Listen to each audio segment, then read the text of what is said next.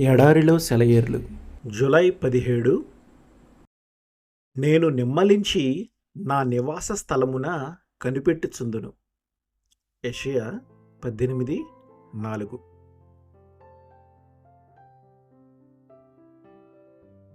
అషూరు సైన్యం ఇథియోపియా దేశం మీదకి దండెత్తింది.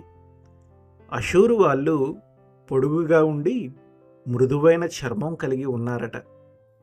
ఆ సైన్యం దండెత్తి వస్తూ ఉండగా దేవుడు వాళ్ళను అడ్డగించటానికి ఏమీ పూనుకోలేదు.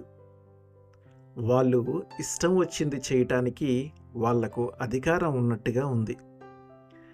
దేవుడు తన నివాస స్థలం నుండి వాళ్లను కనిపెట్టి చూస్తూ ఉన్నాడు.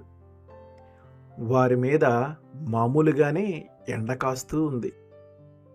అయితే కొంతసేపటికి కోతపనివాడి కొడవలి వల్ల తెగిపడుతున్న ద్రాక్ష తీగల్లాగా మిడిసిపడుతున్న ఆ సైన్యమంతా కుప్పకూలిపోయింది.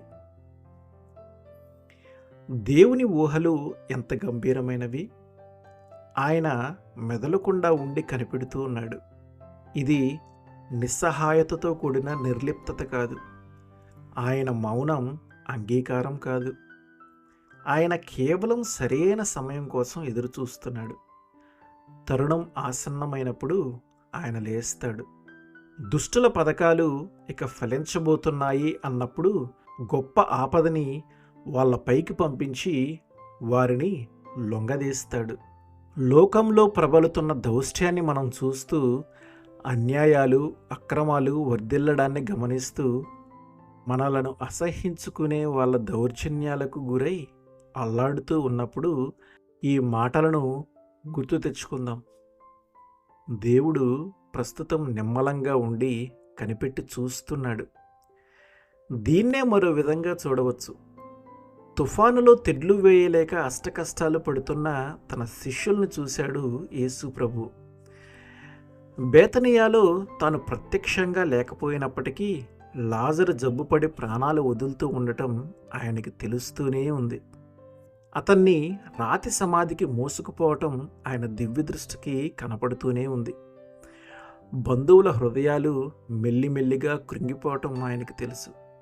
అయితే తాను జోక్యం కలిగించుకోవటానికి సరైన సమయం కోసం ప్రభు ఎదురు చూశాడు.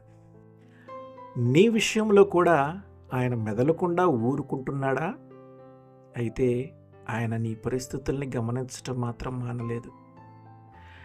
ఆయన అన్నీ చూస్తూనే ఉన్నాడు. నీ నాడిని పరిశీలిస్తూనే ఉన్నాడు. ఏమి జరుగుతున్నదో నిశితంగా పరిశీలిస్తూనే ఉన్నాడు. సరి అయిన తరుణం ఆసన్నమైనప్పుడు ఆయన దిగివచ్చి నిన్ను ఆదుకుంటాడు. ఆయన ప్రశ్నలు ఎలాంటివైనా, ఆయన మౌనం ఎలాంటిదైనా, ఆయన చురుకుతనం, వివేచన, దక్షతల విషయంలో మాత్రం మనకు సందేహాలు అవసరం లేదు. శ్రమల్లో నలిగే హృదయమా, సందడి చేయకు. దేవుని ఎదుట మౌనాన్ని ధరించుకో. తన ఇష్ట ప్రకారం నిన్ను కట్టేవాడాయన. ప్రార్థించే హృదయమా, గోల చేయకు. ఇచ్చిన మాటను మీరలేడాయన. ఓపికతో దేవుని మురోల కనిపెట్టు. కనిపెట్టే హృదయమా, బలం తెచ్చుకో. ఆలస్యమైన నమ్మికతో ఎదురుచూడు. సమయం మించేదాకా ఉండడాయన. సందేహం ఎందుకు? ఆమెన్.